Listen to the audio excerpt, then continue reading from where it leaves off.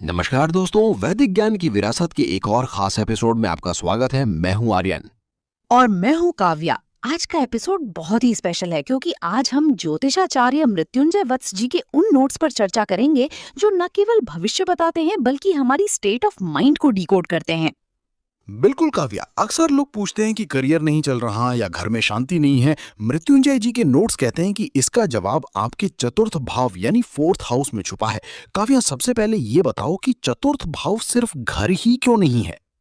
बहुत सही सवाल आर्यन। सर के नोट्स में स्पष्ट है, तीसरा घर भोग या आकर्षण है, लेकिन चौथा घर हमारी मनोस्थिति यानी स्टेट ऑफ माइंड है।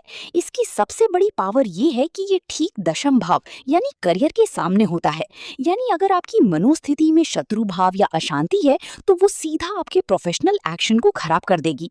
एक पॉइंट जो मुझे बहुत दिलचस्प लगा वो था षष्ठीश यानी सिक्स्थ लॉर्ड का चौथे घर में होना। लोग छठे घर को बुरा मानते हैं, पर सर ने इसे एक अलग ही नजरिया दिया है। हाँ, अगर छठे घर का स्वामी चौथे में है तो सर सलाह देते हैं कि या तो आप रेंटेड प्रॉपर्टी में रहें या लोन लेकर घर लें। ऐसा क्यों? क्योंकि छठा घर कर्ज का है। और सबसे बड़ी बात, ऐसे व्यक्ति को घर में राजा नहीं बल्कि सेवक यानी सर्विस की भावना रखनी चाहिए। यानी अगर आप घर में सबको ऑर्डर दे रहे हैं और आपका षष्ठीश चौथे में है तो समझ लीजिए करियर में डाउनफॉल आने वाला है। बिल्कुल, सर के नोट्स के अनुसार अगर आप खुद उठकर पानी पीते हैं या दूसरों की सेवा करते हैं तो आपका करियर अपने आप चमकने लगेगा। काव्या, अष्टमीश यानी एट्थ लॉर्ड का चौथे में होना भी तो काफी गहरा है ना?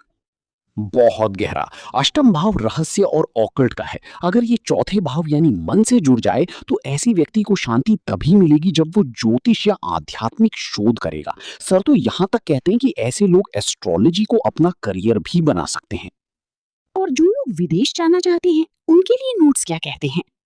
मृत्युंजय जी कहते हैं कि अगर चौथा घर पीड़ित है, जैसे वहां राहु या शनि बैठे हैं, तो समझ लीजिए कि आपको अपनी जन्मभूमि पर सुख नहीं मिलेगा। ऐसे में जन्म स्थान से दूर जाना ही आपकी मानसिक शांति और सफलता का द्वार खोलता है।